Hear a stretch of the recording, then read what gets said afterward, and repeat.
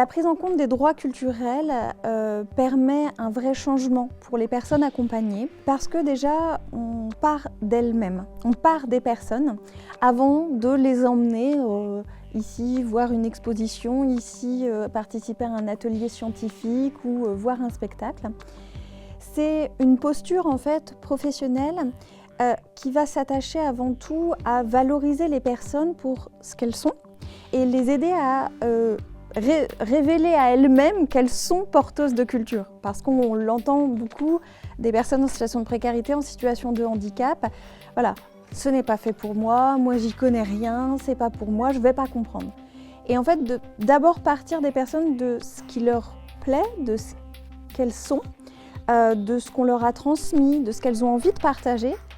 Là, elles se rendent compte que ah bah oui, mais en fait, moi je fais ça, moi je fais du tricot, moi je vais à un atelier lecture régulièrement, ou moi j'aime bien cuisiner en famille. Ben, tout ça, c'est culturel. Et donc, c'est avant tout réparer un petit peu ce rapport à la culture que l'on va avoir en France, et la culture et les arts, les sachants qui font ruisseler, quand ils le veulent bien, auprès des non-sachants. Donc ça va effectivement avoir pour conséquence un encouragement en fait à la participation effective. Donc en fait c'est le point de départ dans l'expression en fait de sa propre culture et le respect des cultures des autres, de l'autonomie, de l'émancipation et finalement de la citoyenneté. Quand on est dans un centre d'hébergement, ce n'est pas que des locaux et des matricules et des demandes d'asile ou des papiers. Ce sont des personnes. Et ce que tu disais au démarrage sur la dignité, c'est fondamental. Donc prendre en compte l'histoire en fait, entière de la personne que vous avez en face, c'est une démarche de dignité, c'est fondamental et c'est presque naturel. Ce qui n'est pas naturel, c'est de ne pas le faire. Et alors ça a plein d'avantages, évidemment. Le premier, c'est que des personnes qui sont en situation déjà difficile, on les remet dans un niveau d'égalité. Ça permet aussi aux personnes d'avoir un dialogue beaucoup plus profond et constructif.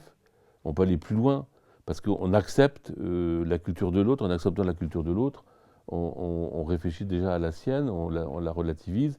Et puis du coup, on peut construire à partir de cela autre chose que du rejet, de la peur, qui est souvent basée sur l'ignorance. Faire culture, c'est faire humanité ensemble. Donc en fait, aller à la rencontre de l'autre, c'est ce qui va finalement réparer le lien et ce qui va l'entretenir en fait. Et ça va enrichir, ça va nous enrichir individuellement en fait. Quand à l'inverse, la peur de l'autre va nous appauvrir et le rejet finalement va créer de la colère ou des peurs en nous. Ce rapport à la dignité, à sa propre dignité, à la dignité de l'autre, avec une notion donc d'égalité.